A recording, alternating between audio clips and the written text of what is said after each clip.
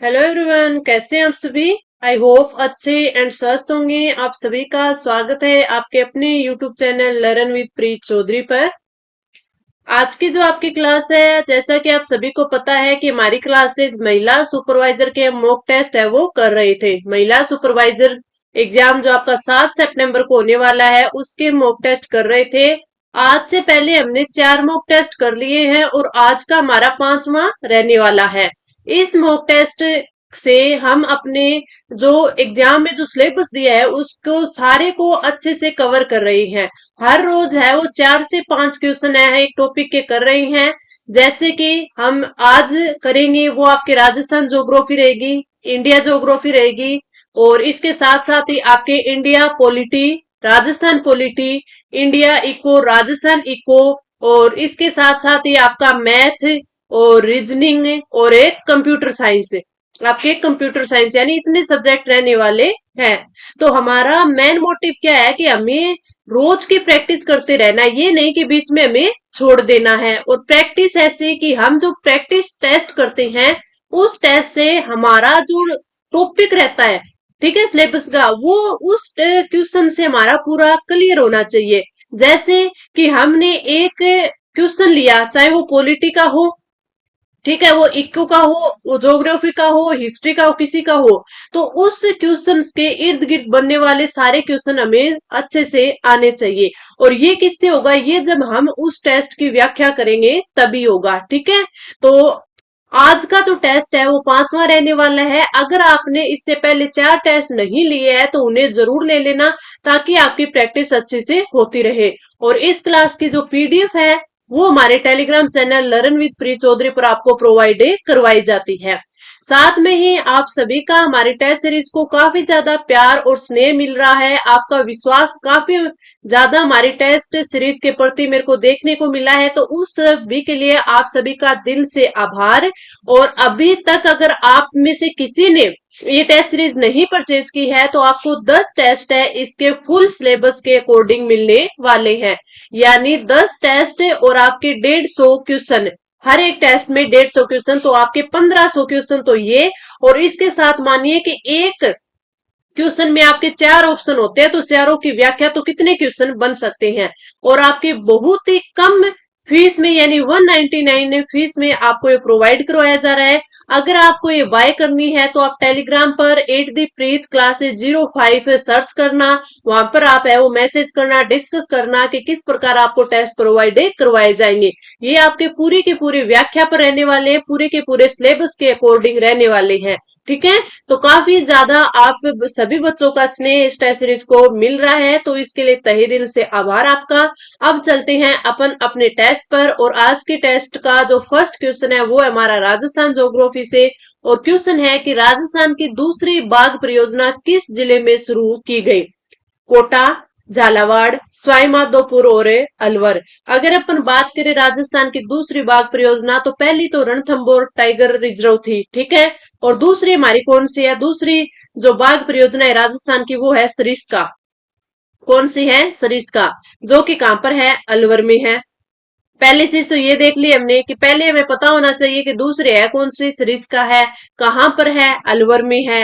अब आपसे क्वेश्चन पूछा जा सकता है कि इसे टाइगर रिजर्व का दर्जा कब दिया गया, यानी टाइगर प्रोजेक्ट का दर्जा कब दिया गया, तो इसको 1978-89 में दिया गया। 78 79, ठीक है। तो ये याद रखना, तो राइट आंसर आपका ऑप्शन है डी हो जाएगा। राइट आंसर क्या हो जाएगा, ऑप्शन है डी। अब अपन बढ़ते हैं आगे, और अगला जो अपना क्वेश्चन है कि निम्न में से कौन सा उद्योग है वो राजस्थान का सबसे प्राचीन भी है और संगठित उद्योग है। सूती वस्त्र उद्योग, कांच उद्योग, रेशम उद्योग और सीमेंट उद्योग। तो आपका जो राइट आंसर है वो क्या हो जाएगा, वो हो जाएगा आपका ऑप्शन है ए।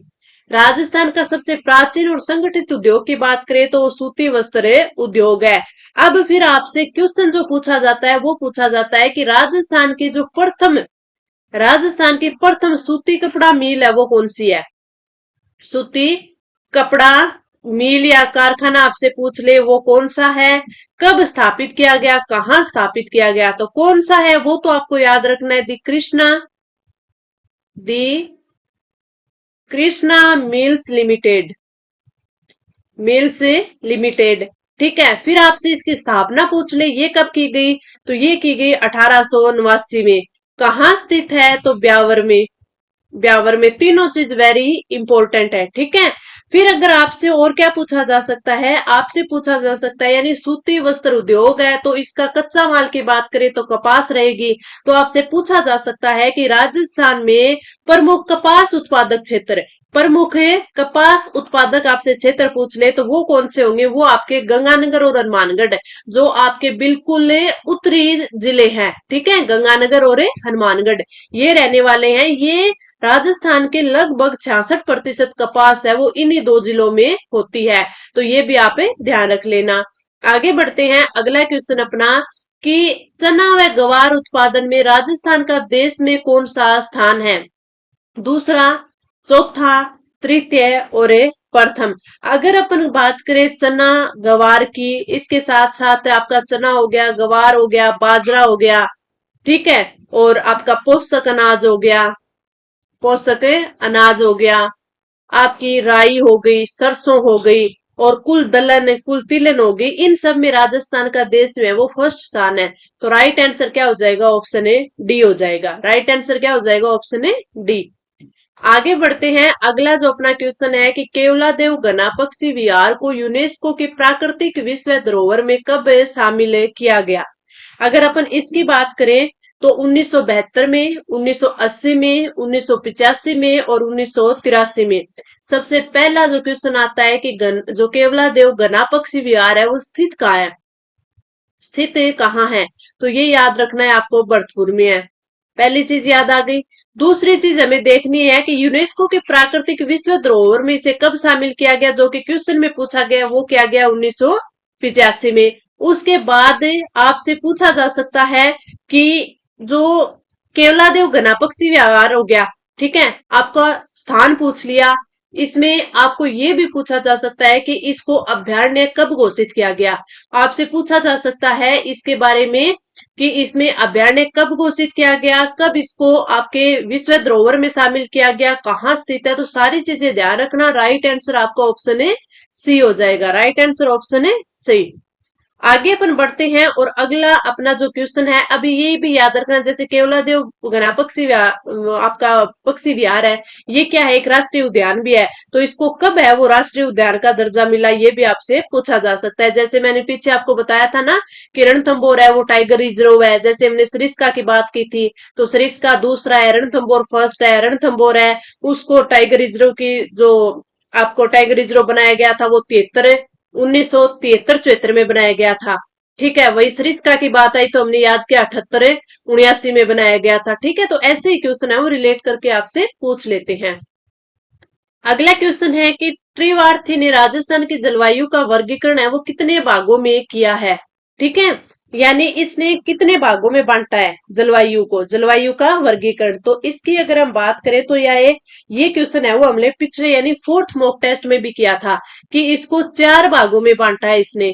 अब 4 भाग भी हमारे लिए इंपॉर्टेंट है कि कौन कौन से है। एक तो आपका है AW, ठीक है, एक है आपका BSHW, एक आपका है BWH, ठीक है, और एक आपका कौन सा है, BWH के बाद में एक आपका आता है CAW। ठीक है, अब इनका आपको वैसे भी नाम पता होना चाहिए। AW कौन सा है, AW आपका आता है उष्ण कटिबंधीय, उष्ण कटिबंधीय आर्द्र जलवायु, आर्द्र जलवायु। वहीं अगर हम बात करें किसकी, BSHW की, BSHW की बात करें तो स्टेपी प्रकार की, वो भी अर्ध स्टेपी जलवायु, अर्ध स्टेपी जलवायु।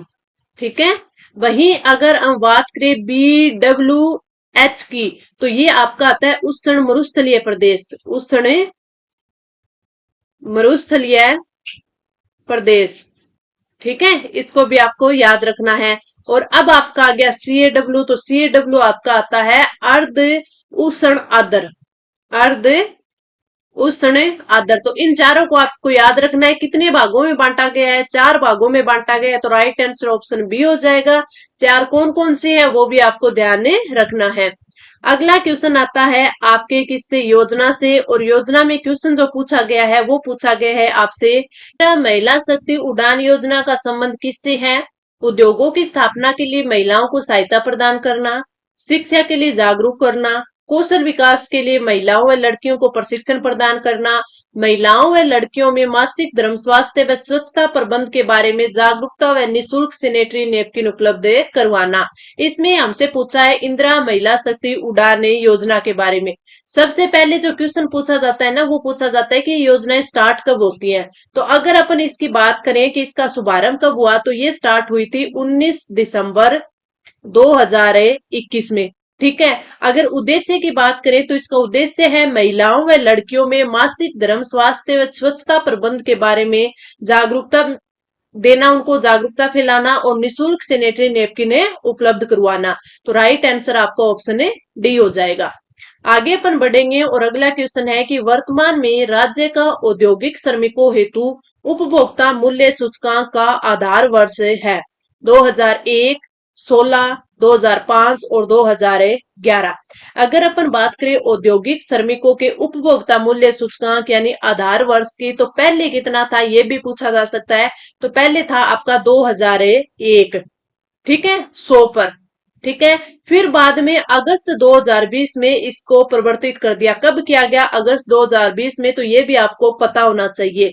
तो अगस्त 2020 तक जारी किए गए, तथा वर्तमान में अगर अपन बात करें ना कि वर्तमान में जो उपभोक्ता मूल्य सूचकांक है वो सितंबर 2020 से, यानी अगस्त 2020 तक तो 2001 थे, लेकिन सितंबर 2020 से कितने हो गए? सितंबर 2020 से इसको आधार वर्ष 2016 कर दिया गया, यानी 2016 पर जारी किए जा रहे हैं। तो ये आप याद रखना। तो राइट आंसर ऑप्शन है बी हो जाएगा।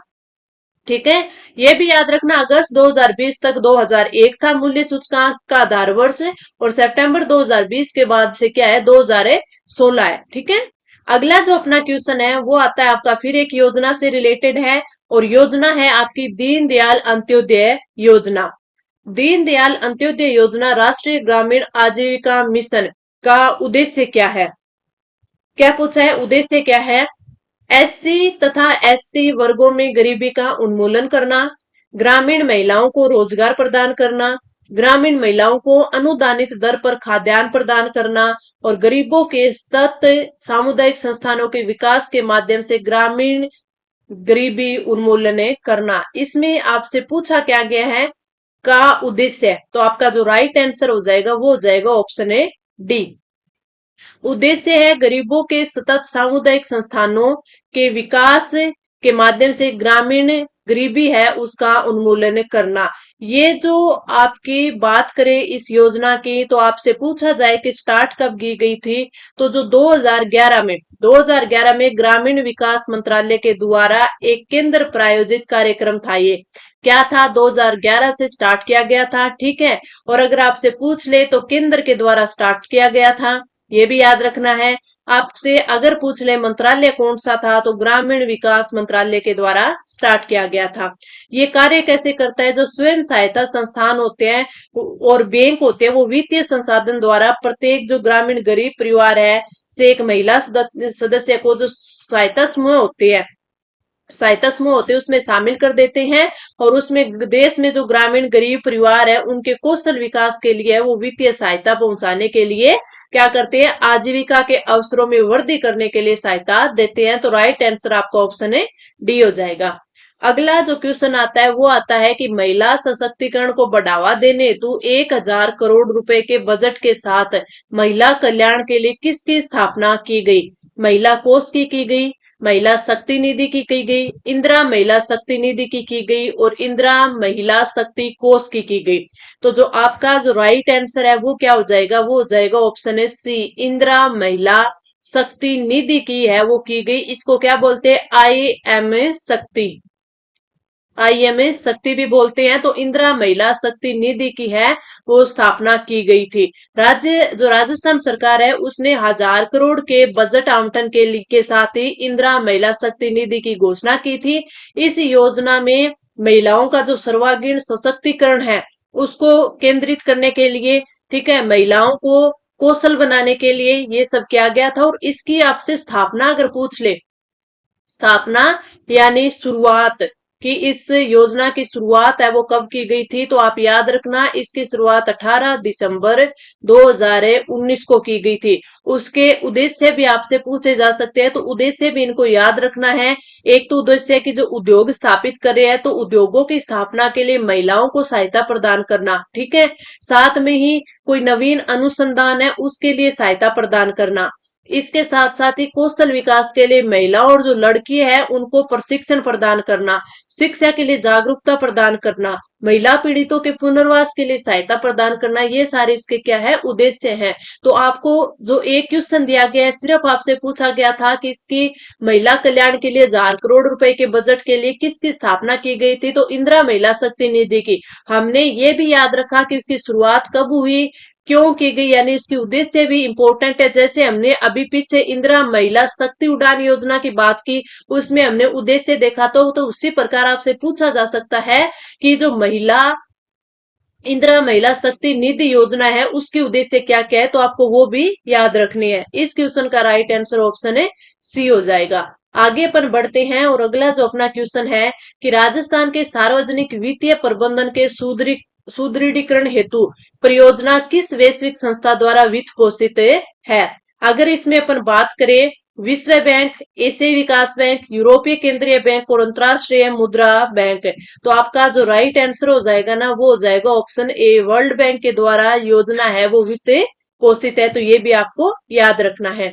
आगे अपन बढ़ते हैं और जो अगला अपना जो क्वेश्चन है वो अपन को क्या दिया गया है, वो दिया गया है कि राज सरस सुरक्षा कवच बीमा योजना के अंतर्गत दुग्ध उत्पादक की दुर्घटना, मृत्यु एवं पूर्ण स्थायी विकलांगता पर कितनी राशि है वो दी जाती है, कितनी राशि है वो दी जाती है।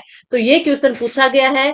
अपन को ऑप्शन में क्या क्या दिया गया है, 2.5 लाख रुपए दिए जाते हैं, 5 लाख दिए जाते हैं, 3 लाख दिए जाते हैं, या फिर 10 लाख दिए जाते हैं। तो राइट आंसर हो जाएगा ऑप्शन बी, 5 लाख रुपए है वो दिए जाते हैं। अब आपसे पूछा जा सकता है कि इस योजना हेतु अनुबंध किया, किसके साथ अनुबंध किया गया है, तो आप याद रखना कि जो व्यक्तिगत दुर्घटना बीमा की ये योजना है, इसके हेतु जो डेयरी फेडरेशन और United India insurance company limited के साथ है वो मध्य अनुबंध किया गया है। एक तो किसके साथ, डेयरी फेडरेशन, फेडरेशन, ठीक है। इसके साथ साथ ही और किसके साथ, United India insurance, insurance company limited, company limited के साथ है वो क्या किया गया है, आपका अनुबंध किया गया है। इसके फर्स्ट चरण की बात करें कि इसका जो प्रथम चरण है वो 1 जनवरी 2017 से स्टार्ट हुआ था, 2017 से स्टार्ट हुआ था। इस योजना में जो दुग्ध उत्पादक है, अगर दुर्घटना में मृत्यु हो जाती है तो पूर्ण स्थायी विकलांगता आ जाती है तो कितने रुपए मिलती है, 5 लाख रुपए मिलते हैं। और अगर आंशिक विकलांगता आ जाती है तो कितने रुपए मिलते हैं, 2.5 लाख रुपए मिलते हैं। तो दोनों चीज याद रखना, पूर्ण विकलांगता या मृत्यु पर तो आपको 5 लाख रुपए और आंशिक विकलांगता पर है वो 2.5 लाख रुपए मिलते हैं, ठीक है। तो आपका इस क्वेश्चन का राइट आंसर ऑप्शन बी हो जाएगा। आगे अपन बढ़ेंगे और जो अगला अपना जो क्वेश्चन दिया गया है वो दिया गया है कि राष्ट्रीय जल विज्ञान परियोजना वित्त पोषित है, किससे है, विश्व बैंक से, जायका से और न्यू डेवलपमेंट बैंक से और भारत सरकार व विश्व बैंक से। तो आपका जो राइट आंसर हो जाएगा वो क्या हो जाएगा, वो आपका हो जाएगा राइट आंसर ऑप्शन है डी। ये परियोजना जल संसाधन मंत्रालय, नदी विकास और गंगा संरक्षण विभाग और भारत सरकार द्वारा वित्त पोषित है, ठीक है। विश्व बैंक परियोजना है, तो राइट आंसर ऑप्शन है डी हो जाएगा। इसके लिए अपन आगे बढ़ते हैं और अगला जो अपना क्वेश्चन है कि कैबिनेट मिशन योजना के अंतर्गत, कैबिनेट मिशन योजना के अंतर्गत मिशन योजना के संदर्भ में कौन से कथन है वो सही नहीं है। अपन को जो क्वेश्चन जो कथन है वो गलत दिया गया है ना, वो हमें देखना है। फर्स्ट क्या दिया गया है कि कैबिनेट मिशन योजना में 389 सदस्य होने थे, ब्रिटिश प्रांतों में 296 सदस्य चुनकर आए थे, 4 सदस्य चीफ कमिश्नर से मनोनीत किए गए थे और 93 सदस्य देशी रियासतों से मनोनीत हुए थे।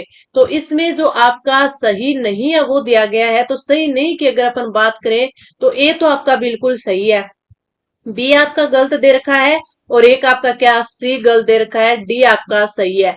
डी आपका सही है। तो आपका जो राइट आंसर है वो क्या हो जाएगा, जो राइट आंसर है वो आज आपका हो जाएगा ऑप्शन ए। इसमें दे रखा है ना बी और सी, तो ये आपका हो जाएगा।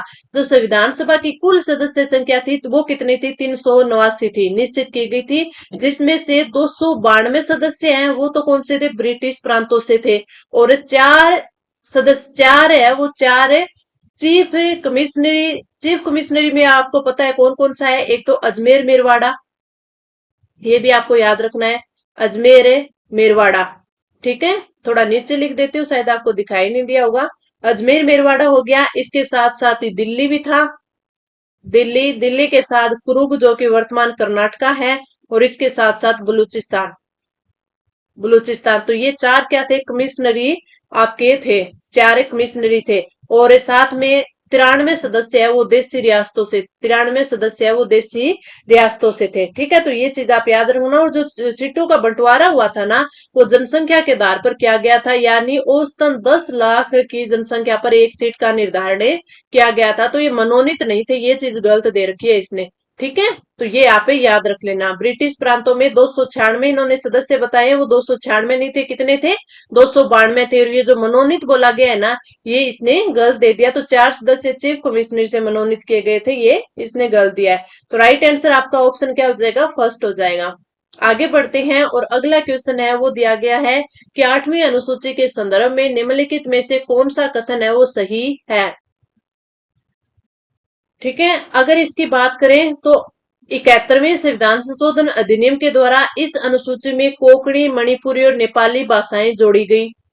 आगे बढ़ते हैं कि 92वें संविधान संशोधन अधिनियम के द्वारा इस अनुसूची में बोडो, डोगरी, मैथिली और संथाली भाषाएं जोड़ी गई। मूल संविधान में 14 भाषाएं थी, और 92वें संविधान संशोधन अधिनियम के द्वारा इस अनुसूची में सिंधी भाषा को जोड़ा गया। क्या जोड़ा गया, सिंधी भाषा को जोड़ा गया था। तो इस अब इसमें हमें ये देख लेना है कि इसमें हमें पूछा क्या गया, सही उत्तर पूछा गया है। सही उत्तर चुनिए, सही उत्तर देना है। तो अब अपन चलते हैं इसमें सही उत्तर की बात की कि इसमें जो चार अपन को डी दे, ए बी सी डी दे रखे हैं, तो ये कौन से सही है, मेरे को चारों ही सही लग रहे हैं। सबसे पहले अपन बात करते हैं कि संविधान द्वारा जो मान्यता प्राप्त भाषाएं होती है ना, वो 8वीं अनुसूची में होती है। ठीक है, अगर मूल रूप से देखे ना तो कितनी थी, 14 भाषाएं थी उसमें। आज की बात करें तो कितनी है, 22 है। दोनों चीजें याद रखनी है, क्योंकि कई बार पूछ लिया जाता है कि मूल संविधान में 8वीं अनुसूची में कितनी भाषाएं थी, तो 14 भाषाएं थी, और अब की कितनी है, आपके 22 है। ठीक है, सबसे पहले अपन को याद रखना है सिंधी भाषा। सिंधी भाषा क्यों याद रखनी है, क्योंकि सिंधी भाषा, सिंधी भाषा है, इसको 1967 में, 67 में 21वां जो संविधान संशोधन हुआ था ना, उसमें जोड़ा गया था। तो एक चीज तो ये याद करनी है, 14 से आगे की बात कर रही है। उसके बाद में आपको याद रखनी है, आपको 71वां संविधान संशोधन जो दिया गया है ना, ये वाला, ये कब हुआ था, ये 1992 में हुआ था। ये आपको याद रखना है कि 1992 में 71वें संविधान संशोधन में है वो आपके कोंकणी, मणिपुरी और नेपाली भाषाएं है वो जोड़ी गई थी। उसके बाद आते हैं अपन 92वें संविधान संशोधन पर। फिर ये याद रखना है, 92वां संविधान संशोधन है वो 2003 में हुआ था। कब हुआ था, 2003 में हुआ था। तो इसमें अगर अपन जोड़े देखें कि ये आपके 2003 में जो हुआ था, इसमें कौन कौन सी जोड़ी गई थी, तो 92वें संविधान संशोधन में बोडो, डोगरी, मैथिली और संथाली भाषाएं जोड़ी गई थी। मूल संविधान में 14 भाषाएं थी। और अगर इसमें डी ऑप्शन क्या दे रखा है कि 92वें संविधान संशोधन अधिनियम के द्वारा इस अनुसूची में सिंधी भाषा जोड़ी गई, नहीं भी 92वें संविधान संशोधन में नहीं है, 21वें संविधान संशोधन में जोड़ी गई थी। कब जोड़ी गई थी, 1967 में। तो इसमें तो डी ये गलत है। फिर ए बी सी, ये चार आपको सही दिया गया है, कौन सा, ए बी और सी। तो आपका जो राइट आंसर देखेंगे तो A B C, option fourth कर लो, ये हटा दो, ए बी सी इसमें सही है। तो राइट आंसर ऑप्शन है फोर्थ हो जाएगा। आगे बढ़ते हैं अगला क्वेश्चन। अब जो हम ये क्वेश्चन कर रहे हैं तो इसमें देखो कि हम चारों के चारों ऑप्शन अच्छे से देख रहे हैं, उसकी व्याख्या देख रहे हैं, उससे क्या होता है कि हमारा हर टॉपिक है वो अच्छे से क्लियर हो जाता है। हमें ये भी पता चलता है कि जो हमने ये टॉपिक पढ़ा इससे हमने ये क्वेश्चन किया तो ऐसा क्वेश्चन बनेगा। फिर हम देखते हैं कि हमने व्याख्या में देखा था कि इससे भी क्वेश्चन है वो पूछा जा सकता है, तो हम उस चीज को जब वो टॉपिक पढ़ते हैं ना उस पर ज्यादा ध्यान देते हैं। यही हमारा मोटिव होता है कि हमें एग्जाम से पहले ज्यादा से ज्यादा टेस्ट पेपर देते हैं, और टेस्ट पेपर से प्रैक्टिस तो बनती ही बनती है कि हमें क्वेश्चन है वो किस प्रकार सोल्व करनी है। हमारा माइंड ये भी देखने लग जाता है कि क्वेश्चन है वो एग्जामिनर किस प्रकार बनाएगा, किस प्रकार पुटअप करेगा, तो हम वो की पॉइंट भी ध्यान से देखने लग जाते हैं। इसीलिए मैं आपको बोलती हूँ ज्यादा से ज्यादा है वो प्रैक्टिस टेस्ट किया करो। अभी आपके पास महीना 1.5 महीना पड़ा है तो आपके पास टाइम है, तो आप दिन का एक टेस्ट पेपर जरूर करा करो और उसकी फिर व्याख्या करा करो। व्याख्या करोगे तो उससे आपका वो आसानी से कंप्लीट हो जाएगा। आगे बढ़ते हैं, आपका 15वां क्वेश्चन।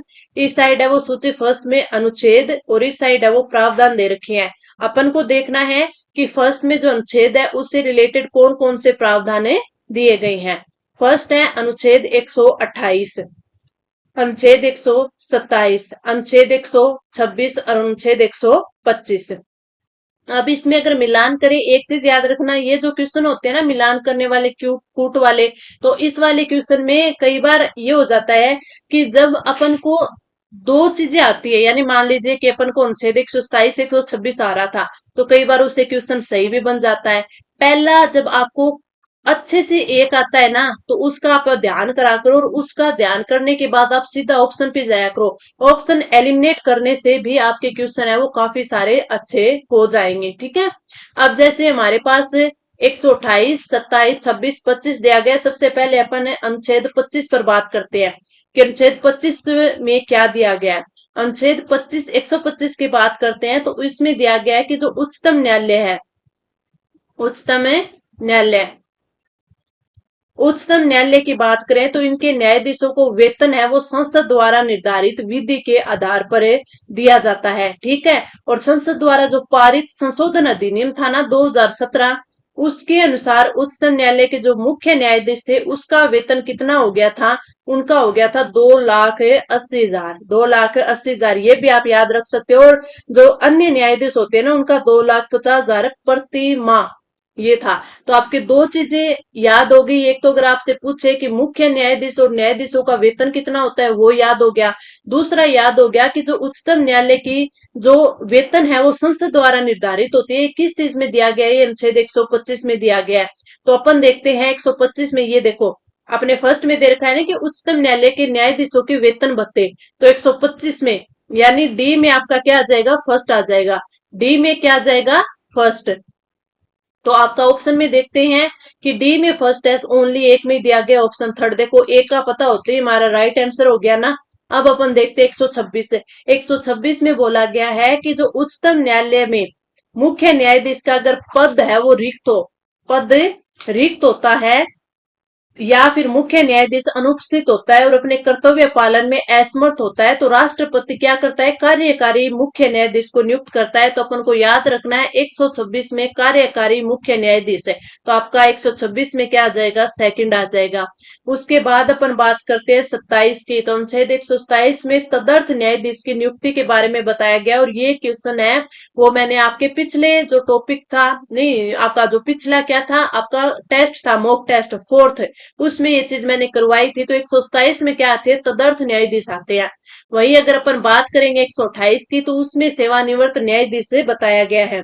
128 के अनुसार बोला गया है कि जो मुख्य न्यायाधीश होता है उसको अधिकार दिया गया है कि अगर उसको आवश्यकता पड़ती है तो पढ़ने पर राष्ट्रपति की स्वीकृति, हाँ राष्ट्रपति से पूर्व स्वीकृति लेनी पड़ेगी।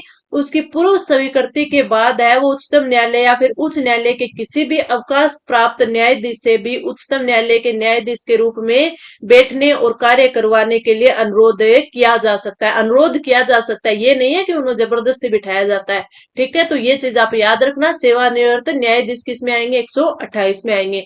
तो अब हमें इस एक क्वेश्चन से क्या हो गया, आंसर पता चला, चला हमने चार है वो अनुच्छेद भी अच्छे से याद कर लिए, और ये किससे रिलेटेड थे, ये आपके चारों के चारों उच्चतम न्यायालय से रिलेटेड थे।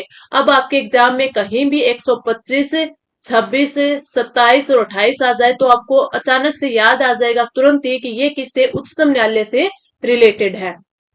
आगे अपन बढ़ते हैं। अगला जो क्वेश्चन है कि राज्य के मंत्रियों के संदर्भ में निम्नलिखित कथनों पर विचार कीजिए। राज्य के मंत्रियों, अब इसमें कथन दिए गए हैं दो हमें, और हमें पूछा है कि कौन सा जो कथन है वो सही दिया गया है। अपन बात करते हैं पहला कि सभी मंत्री सामूहिक रूप से विधानसभा के प्रति उत्तरदायी होते हैं, और सभी मंत्री व्यक्तिगत रूप से राज्यपाल के प्रति उत्तरदायी होते हैं। तो इसमें अगर सही कथन की बात करें तो दोनों की दोनों सही है। जो आपका अनुच्छेद, पॉलिटी में एक चीज याद रखना कि आपको अनुच्छेद है वो अच्छे से याद होने चाहिए। तो अनुच्छेद 164(2) में ये चीज बोली गई है कि जो राज्य मंत्रिपरिषद है वो सामूहिक रूप से अपने कार्यों के लिए विधानसभा के प्रति है वो उत्तरदायी होती है। और यानी कि मंत्रिपरिषद के निर्णय सामूहिक रूप से होंगे। यदि मंत्रिपरिषद के विरुद्ध अविश्वास प्रस्ताव पारित होता है ना तो समस्त मंत्रिपरिषद समाप्त होती है, ना कि एक मंत्री। तो इसलिए क्या होता है कि सभी मंत्री सामूहिक रूप से विधानसभा के प्रति उत्तरदायी होते हैं। और अगर अपन बात करें मंत्री की, तो मंत्री होता है वो राज्यपाल के प्रसाद पर्यंत पद धारण करता है, इसीलिए मंत्री व्यक्तिगत रूप से राज्यपाल के प्रति उत्तरदायी होते हैं। तो दोनों चीजें आपको समझ में आ गई होगी। हाँ, मुख्यमंत्री की सलाह पर राज्यपाल मंत्रियों को हटाता है, लेकिन ये मंत्री है वो राज्यपाल के प्रसाद पर्यंत तक ही अपने पद पर रहते हैं। तो अब आपको पता चल गया कि सामूहिक रूप से विधानसभा के प्रति उत्तरदायी क्या होता है और व्यक्तिगत रूप से राज्यपाल के प्रति उत्तरदायी क्या होता है। दोनों चीजें इसमें सही है। राइट आंसर आपका ऑप्शन है थर्ड आ जाएगा, ए व बी दोनों सही है। आगे बढ़ते हैं और अगला जो अपना क्वेश्चन दे रखा है वो आपका दे रखा है इको का। और इको के क्वेश्चन की अगर बात करें तो वो आपके क्या दे रखा है, विमुद्रीकरण। भारत में विमुद्रीकरण के संदर्भ में निम्नलिखित कथनों पर विचार करते हुए सत्य कथन हमें चुनना है। सत्य कथन चुनना है तो इसमें क्या बोला गया है कि भारत में पहला विमुद्रीकरण वर्ष 1946 में 100 रुपए से ऊपर के नोटों पर प्रतिबंध लगाने के लिए हुआ था। भारत के चौथे प्रधानमंत्री मोरारजी देसाई के द्वारा वर्ष 1978 में दूसरी बार मुद्रा का विमुद्रीकरण किया गया था। और थर्ड इसने दिया है कि 2016 को भारत के प्रधानमंत्री नरेंद्र मोदी ने 500 और 1000 के नोट है वो बंद कर दिए थे। तो अगर इसकी बात करें तो ये चारों के यानी तीनों जो कथन है ए बी सी तीनों ही सही दिए गए हैं। तो राइट आंसर क्या हो जाएगा, ऑप्शन ए फोर्थ हो जाएगा। राइट आंसर ऑप्शन फोर्थ हो जाएगा। अब तक की बात करें तो 3 बार है वो विमुद्रीकरण किया जा चुका है। 1946 में किया गया, 1978 में किया गया और 2016 में किया गया। तीनों की तीनों इंपॉर्टेंट है, अच्छे से याद कर लेना। 3 बार विमुद्रीकरण 1946, 78 और 2016 में किया गया। ठीक है। 1946 जो कि आजादी से पहले 100 रुपए के नोट को है, 100 रुपए से ऊपर के जो आपके क्या थे नोट थे उनको बंद किया गया था, यानी कि लोगों के पास जो जमा काला धन था उसे वापस लाने के लिए। बाद में भारत के जो चौथे प्रधानमंत्री थे मोरारजी देसाई, उन्होंने 1978 में दूसरी बार विमुद्रीकरण किया था। उसमें इन्होंने 1000 और 5000 के नोट बंद किए थे। और 2016 में नरेंद्र मोदी जी ने किया था, और ये तो आप डेट भी याद रख लेना, 8 नवंबर 2016, क्योंकि ये इंपॉर्टेंट है। तो 8 नवंबर 2016 को भारत के प्रधानमंत्री नरेंद्र मोदी ने 500 और 1000 के नोट है वो बंद किए थे। आगे बढ़ते हैं। अगला क्वेश्चन है वैश्विक खुशहाली रिपोर्ट। ये आपके करंट का क्वेश्चन आ गया। अब तक हमने देखे तो हमने ज्योग्राफी के क्वेश्चन कर लिए, इको के क्वेश्चन कर लिए, राजस्थान और इंडिया दोनों पॉलिटी के क्वेश्चन कर लिए। अब अपन आते हैं आपके कौन से क्वेश्चन पर, आपके करंट के क्वेश्चन पर। करंट का जो क्वेश्चन है वो इंडेक्स से पूछा गया है, और आप सभी को पता होगा कि हमारे जो इंडेक्स से क्वेश्चन है वो 1 से 2 क्वेश्चन है वो जरूर ही पूछे जाते हैं। तो जो भी हाल फिलहाल में जो इंडेक्स जारी होते हैं उनको एक बार से उनकी रीडिंग है वो जरूर लगा लेना। पहली बात आती है कि वैश्विक खुशहाली रिपोर्ट के संदर्भ में कथनों पर विचार करते हुए असत्य कथन है उसको हमें चुनना है। राष्ट्र सतत विकास समाधान नेटवर्क द्वारा प्रति वर्ष वैश्विक खुशहाली रिपोर्ट प्रकाशित की जाती है, बिल्कुल सही बात है। इस वर्ष 2024 में 11वीं रिपोर्ट प्रस्तुत की गई, ये भी बिल्कुल सही है। इस वर्ष 143 देशों में भारत का स्थान 131वां रहा है, ये बात सही है। तो ये बात इन्होंने गलत दे रखी है। क्यों दे रखी है, क्योंकि इस वर्ष 143 देशों में जो स्थान रहा है वो 126वां रहा है, ना कि 131वां। तो आपका जो राइट आंसर क्या हो जाएगा कि ऑप्शन है फोर्थ हो जाएगा कि केवल सी है वो क्या दिया गया है आपका रोग यानी असत्य दिया गया है। अब अपन बढ़ते हैं आगे और आगे आता है अपना मैथ का क्वेश्चन। और मैथ के क्वेश्चन की बात करें तो इसमें आपका जो क्वेश्चन है वो परसेंटेज का दिया गया है कि एक गांव की कुल जनसंख्या 5,000 है, पुरुषों की जनसंख्या में 10% और स्त्रियों की जनसंख्या में 15% की वृद्धि हो जाए तो जनसंख्या बढ़कर 5650 हो जाएगी। तो गांव में पुरुषों की जनसंख्या आपसे पूछी है। अब पुरुषों की जनसंख्या अपन तभी ज्ञात कर सकते हैं जब अपन को टोटल वृद्धि पता हो। क्यों? क्योंकि अपन को पुरुष की जनसंख्या वृद्धि और स्त्रियों की वृद्धि में पता है, दे रखी है।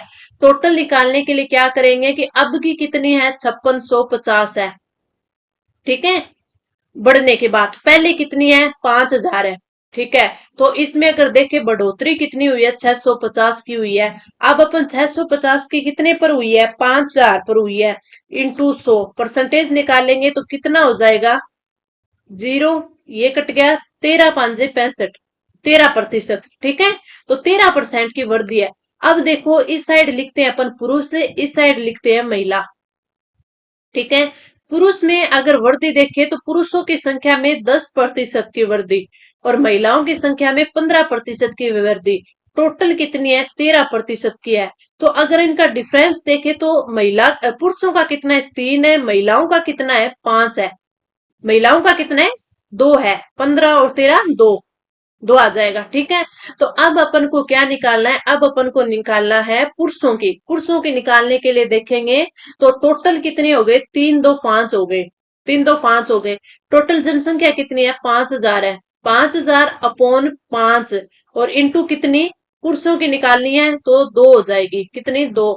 अब अपन देखते हैं 5 से 5 गया तो ये कितनी आ जाएगी, 2,000 जनसंख्या आ जाएगी। ऐसे अपन को क्वेश्चन करने होते हैं, पूरा उनको डिटेल से नहीं करने होते। एग्जाम में इसी प्रकार आप क्वेश्चन करें तो आपका जो राइट आंसर है वो ऑप्शन ए हो जाएगा। मैंने काफी इजी रूप में आपको समझाया है, एक एक चीज समझाई कि कौन सी टर्म्स है वो कहां से मैंने ली है, तो आपको वो भी इजी हो गया, ठीक है। इसी प्रकार आपको सॉल्यूशन के साथ है वो टेस्ट सीरीज हमारी प्रोवाइड करवाई गई है। इसीलिए मैं बोलती हूँ कि व्याख्या अब की बार इसलिए ज्यादातर बच्चों को इसीलिए ये जो टेस्ट सीरीज है वो पसंद आ रही है क्योंकि इसमें व्याख्या दी गई है। और अब आप देखिए कि अगर हम यही टेस्ट सीरीज है ना, अगर आपके सिलेबस में टॉपिक वाइज करते तो उसमें क्वेश्चंस है वो कम होने की थी। इसमें क्या होगा कि आपको हर एक टेस्ट में ये पता चलेगा, आप हर एक टेस्ट दोगे ना तो आपको एग्जाम जैसा ही फील होगा। साथ में इसमें व्याख्या दी गई है तो आप व्याख्या से, अब देखिए ये क्वेश्चन हमने कितने इजी वे में बहुत ही कम में टाइम में कर लिया, हमें समझ भी आ गया। तो अब ऐसा अगर कोई भी क्वेश्चन होगा ना तो इस मेथड से हम बहुत ही जल्दी उस क्वेश्चन को कर पाएंगे। आगे बढ़ते हैं और अगला हमारा जो क्वेश्चन है वो आपके रीजनिंग का क्वेश्चन है। इसमें हमें क्या बोला गया है, इसमें बोला गया है मकड़ी है मधु 45 डिग्री दक्षिणावर्त दिशा में घूमती है, वह फिर 180 डिग्री उसी दिशा में घूमती है और फिर 270 डिग्री वामावर्त दिशा में घूमती है।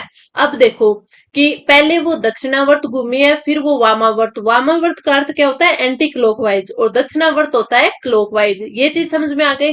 अब देखो कि 270 डिग्री वामावर्त घूमते हैं, 45 और 180। तो अपन देख लेते हैं 45 डिग्री प्लस 180 कितना हो गया, 225 हो गया। यानी 225 तो वो घूमती है दक्षिणावर्त यानी क्लॉकवाइज, ठीक है। बिल्कुल इजी वे में समझाती हूँ ताकि बच्चे वो कंफ्यूज ना हो। फिर उसके बाद अगर देखें तो 270 डिग्री वो घूमती है वामावर्त यानी एंटी क्लॉकवाइज, ठीक है। अब 270 में से आप 225 निकाल लो, कितने बच गए, 45 डिग्री। और 45 डिग्री बचे वो कौन से, वामावर्त के, यानी वो जहां पर खड़ी है ना वहां से वो 45 डिग्री वामावर्त जाएगी। क्या बोला इसने, मधु पश्चिम की ओर मुंह करके खड़ी है। अब देखो ये देखते हैं ऊपर क्या है, उत्तर है, यहाँ पे दक्षिण है, यहाँ पे क्या है, पूर्व, और यहाँ पे पश्चिम है। अब मधु ने मुंह कर रखा है पश्चिम की ओर यानी इस साइड। और हमने निकाल लिया कि मधु को 45 डिग्री वामावर्त दिशा में घूमना है यानी आपको एंटी क्लॉकवाइज घूमना है। 45 डिग्री आपके समझ में आ गया कैसे निकाला है। इस 45 दक्षिणावर्त को 180 में जोड़ा, कितना आ गया, 225 आ गया। और 225 को 270 में से निकाल दिए यानी अब उसको 270 नहीं घूमना, अब उसको 45 डिग्री वामावर्त घूमना है। तो वामावर्त यानी एंटी क्लॉकवाइज, और एंटी क्लॉकवाइज इस साइड हो जाएगा। तो 45 डिग्री इस साइड उसका मुंह 45 डिग्री घूमेगी, यहां जाएगा। और ये मुंह कहाँ है उसका, दक्षिण है, इस साइड दक्षिण और पश्चिम है, तो राइट आंसर ऑप्शन है फोर्थ हो जाएगा। बिल्कुल कुछ नहीं समझना सोचना, आपको ऐसे करना है। कोई भी क्वेश्चन ऐसा दिया हुआ हो तो बिल्कुल इजी वे में आप ऐसा कर पाओगे, ठीक है। काफी इजी रूप में आपको मैंने समझाया है। अब आप ये आपका आता है, वो क्या आता है आपके कंप्यूटर साइंस। और कंप्यूटर साइंस का आपको पता है कि कंप्यूटर के आपके 15 क्वेश्चन है आपके एग्जाम में आने वाले हैं, तो काफी इंपॉर्टेंट पोर्शन ये बनता है। अब अपन देखें कि अपन को जो फर्स्ट क्वेश्चन दिया गया है वो कौन सा दिया गया है कि HTTPS में उल्लेखित अस का क्या मतलब है, सिक्योर स्टैटिक सर्वर सिस्टम।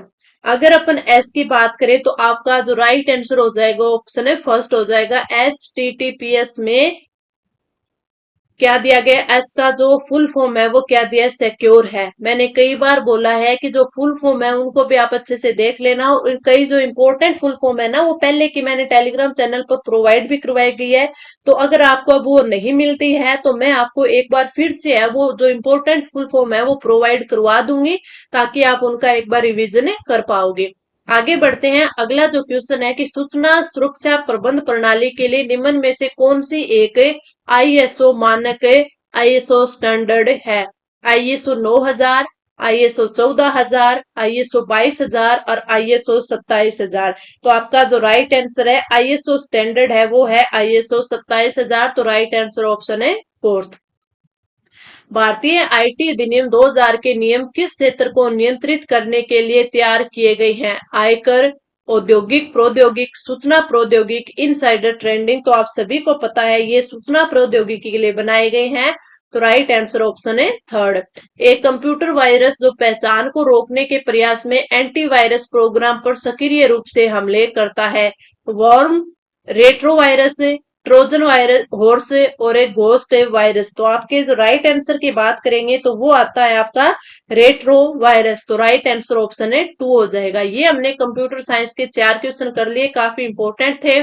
इस प्रकार हमने आज है वो कई टॉपिक से एक से दो क्वेश्चन करके है वो अच्छे से रिवीजन किया। तो क्लास आपको कैसी लगी कमेंट करके जरूर बताना, अच्छी लगी तो लाइक करना, लेकिन अपने दोस्तों के साथ है वो शेयर जरूर करना। कोई भी क्वेरी हो तो आप कमेंट करके बता सकते हैं, और अगर टेस्ट सीरीज परचेज करनी है तो आप टेलीग्राम चैनल पर @preet_classes05 पर मैसेज करना, आपको सारी डिटेल है वो प्रोवाइड करवाई जाएगी। तो चलिए अब हम मिलते हैं अगली क्लास में, तब तक के लिए धन्यवाद।